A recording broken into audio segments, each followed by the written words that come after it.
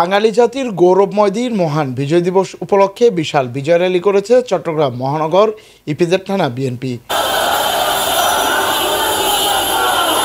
দিবসটিতে বিকেলে নগরীর ইপিজেড থানা এলাকা থেকে বিজয় র্যালি বের হয়ে বন্দরটিলা নেভি হাসপাতাল গেট সিমেন্ট ক্রসিং এলাকার প্রধান সড়ক প্রদক্ষিণ করে স্টিল মিল বাজার এলাকায় গিয়ে শেষ হয়।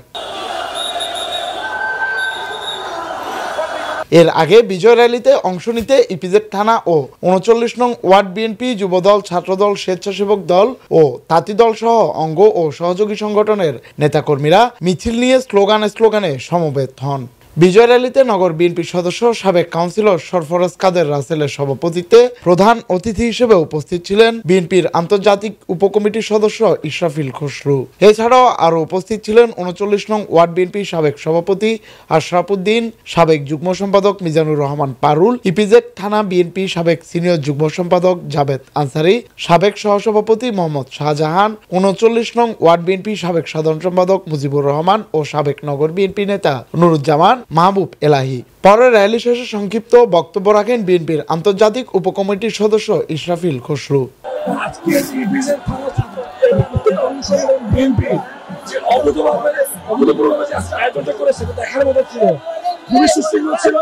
শুরু থেকে শেষ পর্যন্ত এবং গত 15 থেকে 16 বছর আমাদের নেতাকর্মীরা যে কষ্টটা সাধন করছে, যারা যে পরিমাণ নির্যাতন বিপদের সুযোগ শিকার হয়েছে, এত কিছুর পরেও তারা স্বতঃস্ফূর্তভাবে আজকে সুযোগ পেয়েছে এবং তাদের জন্য আমার আনন্দ লাগছে।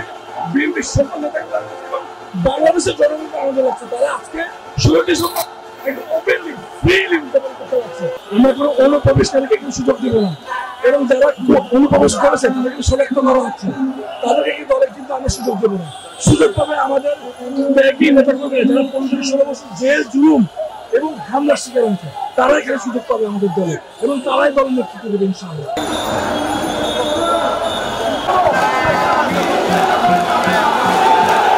Desk report, Chattogram news.